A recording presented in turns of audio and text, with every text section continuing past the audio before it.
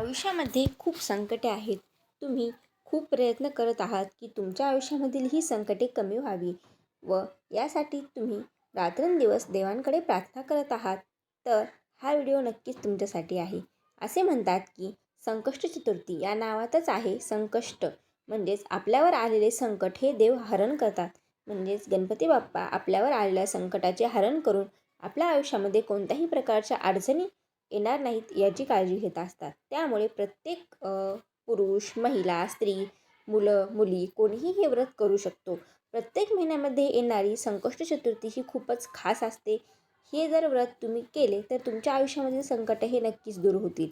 तर या व्हिडिओमध्ये मी तुम्हाला सांगणार आहे की अगदी सोप्या पद्धतीने आणि पूर्ण विधी पाळून आपण कशाप्रकारे संकष्ट चतुर्थीचे हे व्रत साजरे करू शकतो किंवा हे व्रत पूर्ण करू शकतो, जेणेकरून की आपल्याला या व्रताचे पूर्ण फळ भेटेल. सुरुवात करू आजच्या व्हिडिओला. गणपती बाप्पा मोरया, मंगलमूर्ती मोरया. तर संकष्ट चतुर्थी ही खूप विशेष तिथी असते. या तिथीला गणपती बाप्पांची आपण मनोभावे पूजा अर्चना आराधना करत असतो. संकष्ट चतुर्थीचे व्रत जो कोणी करतो त्याच्या आयुष्यामधील अडथळे हे आपोआपच कमी व्हायला सुरुवात होते. तर आता मी तुम्हाला सांगणार आहे की प्रत्येक महिन्यामध्ये येणारी संकष्ट चतुर्थी तुम्हाला कशा प्रकारे साजरी करायची आहे. तर त्यासाठी सर्वात प्रथम चतुर्थीच्या दिवशी सकाळी लवकर उठून स्नान, पूजा अर्चना करून, म्हणजे ज्या प्रकारे आपण रोज देवघरामध्ये स्वच्छता करून देवांची पूजा करतो तशीच पूजा करायची आहे. त्यानंतर गणपती बाप्पांची मूर्ती तामणामध्ये घेऊन त्यावर जलाभिषेक व दुधाचा अभिषेक घालायचा आहे. यासाठी सर्वप्रथम एक तामणामध्ये गणपती बाप्पांची मूर्ती ठेवा व त्याला 11 वेळा पाण्याने जलाभिषेक घाला व ओम गणपते नमः हा मंत्र 11 वेळा म्हणा. त्यानंतर 11 पळ्या दुधाने अभिषेक घाला. ओम गणपते नमः या मंत्राचा पुन्हा 11 वेळा जाप करा. त्यानंतर पुन्हा 11 वेळा जलाने अभिषेक घाला. ओम गणपते नमः हा मंत्र 11 वेळा म्हणा. त्यानंतर गणपती बाप्पांची मूर्ती स्वच्छ पुसून घेऊन त्यांच्या जागेवर स्थापन करा. त्यानंतर गणपती बाप्पांना हळद, कुंकू, अक्षदा, पुष्प अर्पण करा आणि गणपती बाप्पांना समोर एक तुपांचा दीप प्रज्वलित करा व हा दीप प्रज्वलित करत असताना देखील ओम गणपते नमः या मंत्राचा जाप करा किंवा मग वक्रतुंड महाकाय सूर्यकोटी समप्रभ निर्विघ्नं कुर्मे देव सर्व कार्येषु सर्वदा हा साधासुद्धा गणपती बाप्पांचा मंत्र खूप प्रभावशाली आहे. हा देखील तुम्ही म्हणू शकता. आता त्यानंतर तुम्हाला संध्याकाळच्या वेळी म्हणजेच संध्याकाळी पूजा कशी करायची ते मी तुम्हाला सांगणार आहे.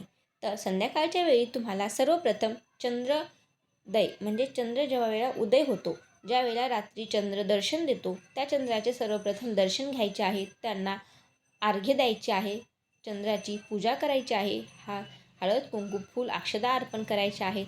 त्यानंतर तुम्हाला घरात येऊन गणपती बाप्पांच्या मूर्तीची पूजा करायची आहे. हळद, कुंकू, अक्षदा, जास्वंदाचे फूल जे की गणपती बाप्पांना प्रिय आहे ते अर्पण करायचे आहे. दुर्वांची जुडी अर्पण करायची आहे. त्यानंतर एक फळ देवाला अर्पण करायचे आहे व मोदकाचा नैवेद्य आवर्जून दाखवायचा आहे, कारण गणपती बाप्पांना मोदक खूप प्रिय आहेत.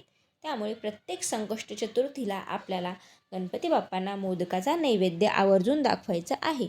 आणि शक्य नसल्यास तुम्ही गणपती बाप्पांना गूळ खोबऱ्याचा नैवेद्य देखील दाखवला तरी चालेल. परंतु एक गोष्ट मात्र लक्षात ठेवा की हे व्रत जर तुम्हाला करायचे असेल तर तुम्हाला चंद्रोदयाची वेळ पाळूनच हे व्रत करायला हवे.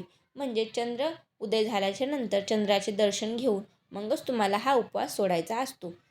संकष्ट चतुर्थीचा उपवास हा पूर्ण दिवसभर करतात आणि रात्री चंद्रोदय झाल्याच्या नंतर चंद्राची पूजा करून मग गणपती बाप्पांची पूजा आरती करून मग हा उपवास सोडत असतात. त्यामुळे जर तुम्हाला हा उपवास करायचा असेल तर तुम्ही चंद्र उदय झाल्याच्या नंतरच हा उपवास सोडावा. अन्यथा तुम्ही हे व्रत नाही केले तरी चालेल. फक्त मनोभावे गणपती बाप्पांची पूजा अर्चना केली तरी पण चालेल. फक्त तुम्ही एकच चूक करू नका, ती म्हणजे चंद्रोदय होण्याच्या अगोदर उपवास सोडणे. जर तुम्हाला शक्य नसेल चंद्रोदय झाल्याच्या नंतर उपवास सोडायला तर तुम्ही हे व्रत करणे टाळावे. त्यानंतर तुम्हाला एकच गोष्ट सांगायची आहे की संकष्ट चतुर्थीचे व्रत हे आपण गणपती बाप्पांना प्रसन्न करण्यासाठी करत असतो. गणपती बाप्पा हे लहाना-मोठ्यांपासून म्हणजेच लहान मुलांपासून ते मोठ्या माणसांपर्यंत सर्वांचेच प्रिय देव आहेत. त्यामुळे गणपती बाप्पा हे आपल्यावर लवकर प्रसन्न होतात. त्यांच्यासाठी कोणत्याही प्रकारची मोठी गोष्ट करण्याची आवश्यकता नसते. त्यांना साधी एक दुर्वाची जुडी जरी अर्पण केली तरी देखील ते आपली इच्छा पूर्ण करतात. त्यामुळे तुम्ही हे व्रत नक्कीच करा आणि हे व्रत तुम्ही व्यवस्थित नियम पाळूनच करायला हवे, तरच या व्रताचे फळ तुम्हाला मिळेल. या दिवशी गणपती बाप्पांच्या मूर्तीची पूजा अर्चना करणे, आरती करणे व गणपती बाप्पांचे नामस्मरण करणे हे खूप आवश्यक असते. शक्य असेल तर तुम्ही गणपती बाप्पांच्या मंदिरात जाऊन त्यांचे दर्शन करावे व तेथील गरजू व्यक्तींना दान धर्म करावा. या दिवशी केलेले दान हे अतिशय फलदायी आणि पुण्यदायी ठरते. या दिवशी जर तुम्ही गोमातेची सेवा केली, तिला खायला चारा दिला, तिची सेवा केली, पाणी दिले प्यायला, तर नक्कीच तुमच्यावर गणपती बाप्पांची विशेष कृपा होऊ शकते. तर आशा करते तुम्हाला हा व्हिडिओ आवडला असेल आणि या व्हिडिओमधून जर तुम्हाला थोडीफार बी उपयुक्त अशी माहिती मिळाली असेल तर हा व्हिडिओला लाईक करा, चॅनलला सबस्क्राईब करा आणि कमेंटमध्ये श्री गणेशाय नमः लिहायला विसरू नका. गणपती बाप्पांची कृपा ही तुमच्या सर्वांवर राहो हीच बाप्पांच्या चरणी प्रार्थना करते आणि हा व्हिडिओ इथेच थांबवते.